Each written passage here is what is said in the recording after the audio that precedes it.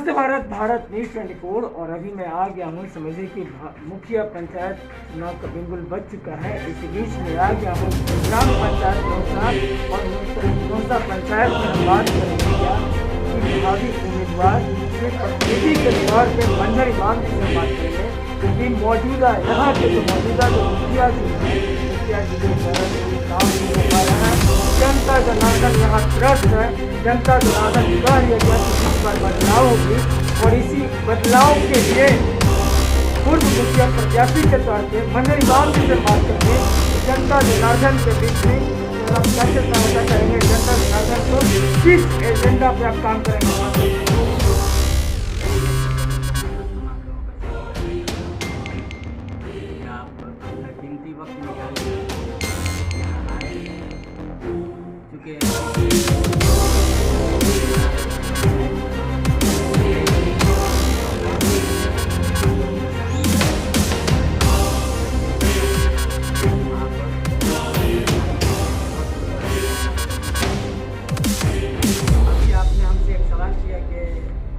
मुखिया जी हैं उनके द्वारा कौन सा काम किया गया। देखिए, पंचायत के गठन को 20 साल हो गया। 20 वर्षों में कोई भी ऐसा बदलाव पंचायत में नज़र नहीं आ रहा है जिससे ये संतुष्ट होकर के कहा जाए कि हमारे पंचायत में विकास का कार्य। सवाल ये पैदा होता है कि जब 20 साल गुजर गए इस पंचायत के, लेकिन आज तक इस पंचायत में एक पंचायत भवन का निर्माण नहीं हो सका। बड़ी दुख की बात है।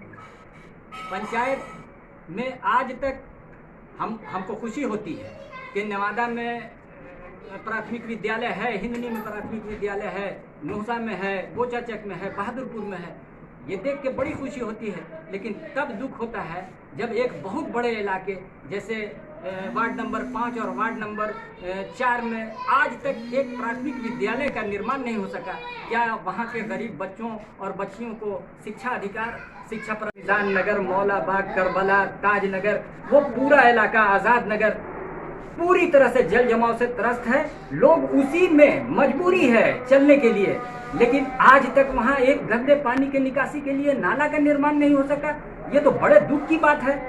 मैं जानना चाहता हूँ हमको इस बात का कि जिस पंचायत में हम लोग रह रहे हैं, इस पंचायत के लोग पूरी तरह से एकदम त्रस्त हैं और मुझे लगता है कि इस बार पूरी तरह से बदलाव होगा। और मैं वादा करता हूं कि अगर जनता ने मुझे मौका दिया तो मैं इंशाअल्लाह ताला जनता के तमाम किए हुए वादे को पूरा करने की कोशिश करूंगा। जो भी कमियां यहाँ हैं, आप बताइए, जनहित का कार्य जो है वो किसी को नहीं प्राप्त होता है। इतना अच्छा केंद्र सरकार का एक प्रोग्राम चला हुआ है जो जिसको कहते हैं हम आयुष्मान भारत। वो आयुष्मान भारत के तहत सभी लोगों को आयुष्मान कार्ड बनना था, लेकिन नहीं बना।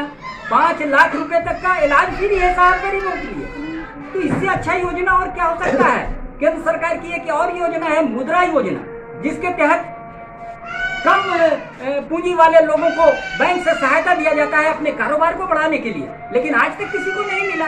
ये तो अजब वाली बात है ना भाई। जनहित का कार्य आप कीजिएगा नहीं, विकास का काम आप कीजिएगा नहीं, तो फिर कैसे होगा। ऐसे नहीं ना होता है। इतना बड़ा इलाका, एक स्कूल नहीं, एक स्वास्थ्य केंद्र नहीं, खुद का पंचायत भवन नहीं। 20 साल पंचायत गुजर गए, अपना पंचायत भवन नहीं, किराए के मकान।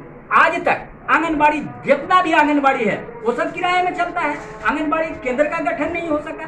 क्या हुआ है हमको तो ये समझ में नहीं आता है। कोई ऐसा काम होता जिसको हम बताते कि हाँ ये काम हुआ। सर, यहाँ बात आ रही है मुखिया जी आते हैं जनता जनार्दन के बीच में आते हैं क्या मुखिया जी? देखिए, मुखिया तो महिला हैं, लेकिन उनके पति को हम देखते हैं, आते हैं जब काम कुछ सोलिंग वोलिंग का होता रहता है तो वहाँ पे हम आके देखते हैं।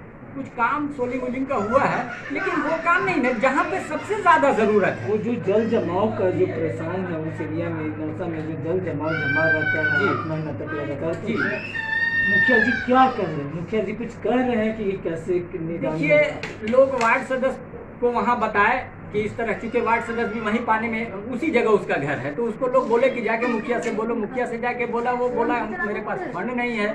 उसके बाद में हमने बीडीओ साहब को एक एप्लीकेशन लिख करके दिया था, तो बीडीओ साहब ने बाज़ाब्ता मुखिया को आदेश किया कि आप वहाँ रोड़ा और वापिस भरा दीजिए। कई बार उनसे कहा गया, वो बोले अभी फंड नहीं आया है, आएगा तो हम इसको भरा देंगे। उसके बाद में शायद कितना फंड आया, क्या आया, ये नहीं जानते हैं हम, लेकिन इतना हमने ज़रूर देखा कि मुखिया जी के पति वहाँ पे खड़े होकर के 10-12 ट्रैक्टर रोड़ा गिरवाए, जो आधा अधूरा, उससे कोई फ़ायदा जनता को हुआ नहीं। अगर वही आगे तक भरा देते, जैसा कि हमने सुना, हम कोई ऐसा कागजात नहीं देखा या ना हम एस्टिमेट देखा है कि 70 गाड़ी का था, लेकिन हमने देखा नहीं है, इसलिए हम कंफर्म नहीं बता सकते हैं। अब कितने गाड़ी का एस्टिमेट था ये तो मुखिया जी ही बता सकते हैं। सर, तो क्या लग रहा है इस बार जनता जनार्दन के बीच में आप समर्थन कर, अगर जनता जनार्दन आपको जीत दिलाती है तो जनता जनार्दन का मेन मुद्दा जो है जल जमाव, दूसरा है स्वास्थ्य और तीसरा है शिक्षा और चौथा है पंचायत भवन का निर्माण। यह 4 चीज नौसा में नहीं है, इसके लिए आप जनता जनार्दन के लिए काम करेंगे? देखिए, खुदा ने आज तक उस कौम की हालत नहीं बदली, न हो जिसको ख्याल खुद अपने हालत के बदलने का। मुखिया हो या कोई भी हो, आप अगर किसी जनप्रतिनिधि को चुन करके बेलगाम छोड़ देंगे तो जानते हैं पावर आने के बाद वो बेलगाम अगर आप छोड़ दीजिएगा तो आपके पंचायत का कोई काम नहीं होगा, कोई विकास नहीं होगा। मुखिया को आप चुनिए तो अपने लगाम उसका हाथ में रखिए।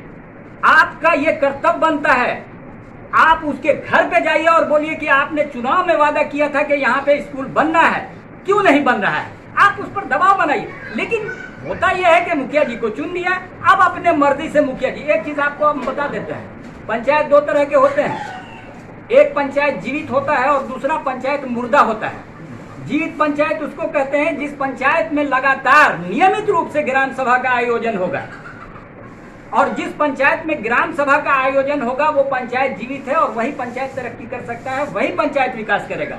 लेकिन जिस पंचायत में ग्राम सभा का आयोजन घर में बैठ के किया जाएगा, जिंदगी भर कोई चाहे कि इस पंचायत का विकास हो जाए, नामुमकिन है। क्योंकि जब तक के ग्राम सभा, महात्मा गांधी के सपनों का ये ग्राम पंचायत है, और महात्मा गांधी ने कहा था कि गांव के लोग ही योजना बनाएंगे और गांव के लोग ही उस योजना का काम करेंगे। तो जब ग्राम सभा लगेगा तभी तो होगा। एक बात और आपको हम मतलब अपने तरफ से इस पूरे इलाके के लोगों से एक अपील करना चाहते हैं।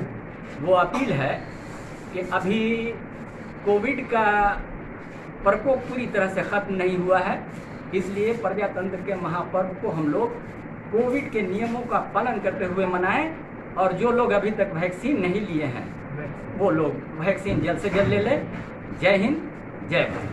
साफ आप देखिए कि मंजर इमाम जी का एक ही कहना है कि जनता जनार्दन के बीच में रहना है और चारों एजेंडा को वह जनता के लिए काम करेंगे सीधा, क्योंकि मौजूदा जो मुखिया जी हैं वह मुखिया जी कुछ नहीं कर रहे हैं। कहाँ पे सो गए हैं पंचायती राज पार्टी के मंत्री सम्राट चौधरी जी? आपको जागना पड़ेगा। ऐसे ऐसे प्रतिनिधि प्रतिदिन घपला कर रहे हैं और जनता जनार्दन का कोई दिक्कत नहीं सुन रहा है। नीतीश जी को भी जागना पड़ेगा, क्योंकि नीतीश जी कह रहे हैं कि हर एक पंचायत, हर एक जगह पे मुखिया का सारा बहरा निकाला जाएगा कि कोई भी अगर मुखिया घपला किया है तो उसके ऊपर एक्शन लिया जाएगा। तो आपको जागना पड़ेगा, सरकार को जागना पड़ेगा, और मंजर इमाम जैसे जो प्रत्याशी खड़े हो रहे हैं, जनता जनार्दन से केवल एक ही अपील रहेगा कि इनको जीत दिलाया जाए और इनके लिए काम किया जाए। खबरों के साथ बने रहे कुमार रोशन, भारत न्यूज़ 24। मस्त, थैंक यू।